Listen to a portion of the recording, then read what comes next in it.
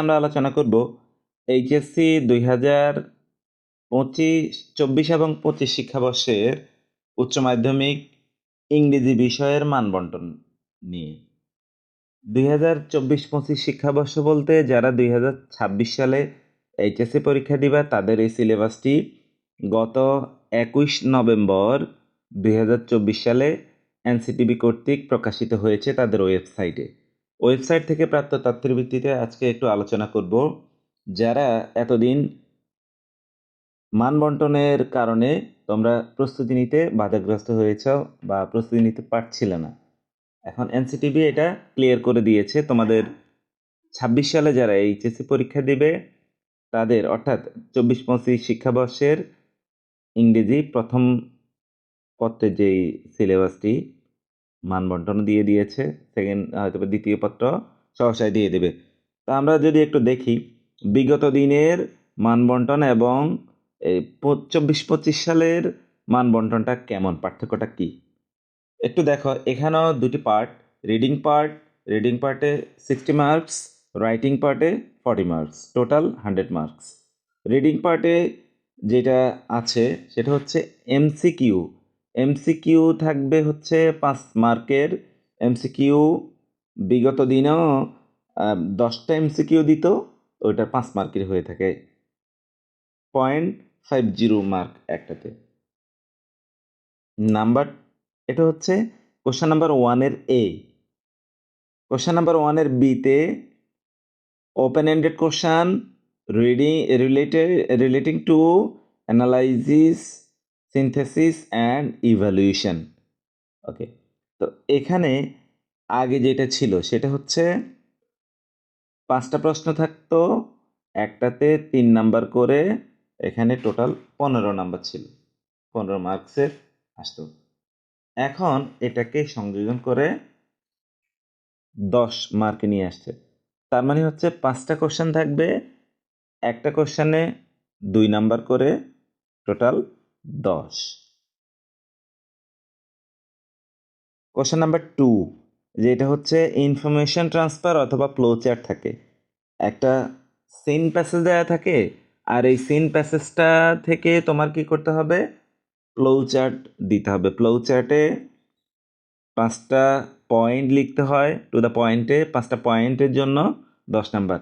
একটা বিষয় এখানে নোট যেটা দিয়ে দিছে, text materials to be selected from the English for today text book including reading for pleasure part. অর্থাৎ বোর্ড কর্তৃক যে সিলেক্টেড ইংলিশ ফর টুডে আছে ওখান থেকেই সিন প্যাসেজগুলো দেয়া হবে। কোশ্চেন নাম্বার 3 সামারাইজিং তাও একটা সিন প্যাসেজ দেওয়া থাকবে, ওই সিন প্যাসেজের থেকে তোমাদেরকে সামারাইজিং করতে হবে 10 মার্ক। কোশ্চেন নাম্বার 4 যেটা আসে সেটা হচ্ছে ক্লোজ টেস্ট উইথ ক্লুজ, মানে এখানে ক্লুজ দেয়া থাকে, ক্লু দেয়া থাকে, এই ক্লুয়ের আলোকে তোমাকে কি করতে হবে, 10টা খালি স্থান ফিল আপ করতে হবে, 5 মার্ক, 0.50। আর এখানে পাশে নোট দেওয়া আছে, দেখো, text to be developed by question setters on their own. Text to be developed by question setters on their own মানে হচ্ছে প্রশ্নকর্তারা নিজেরাই এই প্রশ্নটা করবেন, এটা নিজেদের থেকে দেবে, প্রশ্ন নির্ধারণ যারা করবেন তারা করবেন।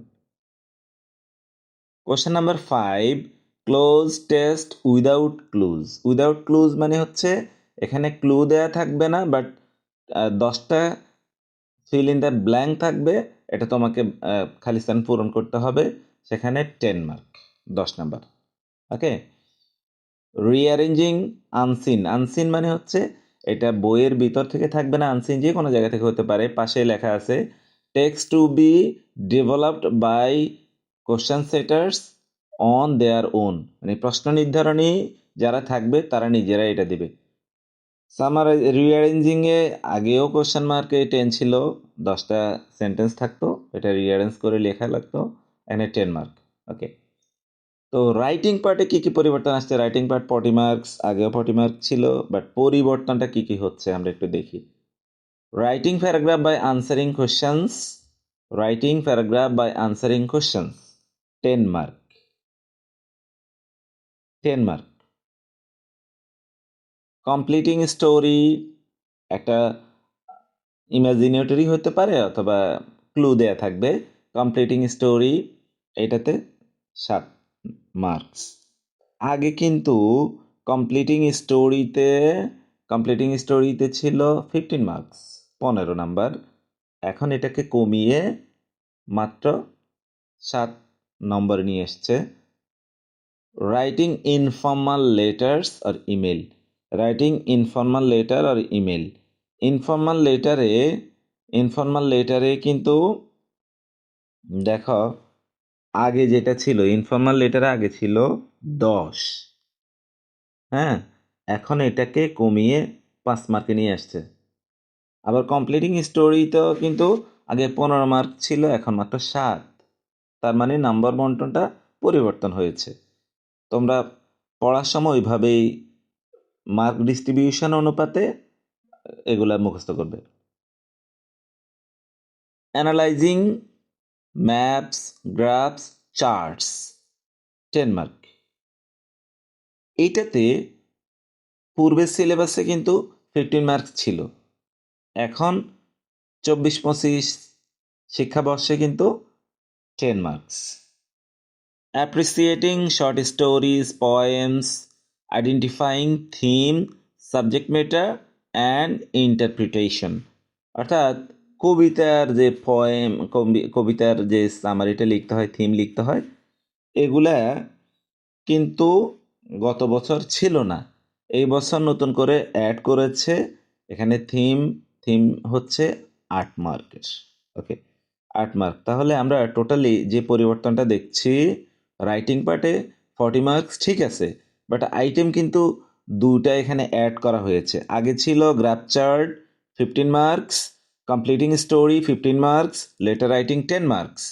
এখন এটাকে আরও 2টা আইটেম বাড়িয়ে এখন কি করা হইলো, থিম যেটা থিম অ্যাড করা হইলো।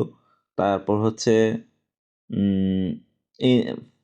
ইনফর্মাল লেটার ছিল, প্যারাগ্রাফ ছিল না, প্যারাগ্রাফ আগে ছিল না। প্যারাগ্রাফ সেকেন্ড পেপারে 2টা প্যারাগ্রাফ আসতো, ফার্স্ট পেপারে ছিল না। তো অনেকেই ধারণা ছিল যে আসলে সিলেবাসটা কি, আমি কিভাবে প্রস্তুতি নেব, এখনো পর্যন্ত সিলেবাসে দেয় নাই, বইও বের হয়নি। এখন তোমরা যেহেতু সিলেবাসটা ক্লিয়ার, এখন থেকে পড়ালেখা শুরু করা যাতে 2026 সালে এইচএসসি পরীক্ষার্থী যারা আছো, তোমরা একটা ভালো ফলাফল করতে পারো। ধন্যবাদ সবাইকে আমার সাথে থাকার জন্য, ধন্যবাদ।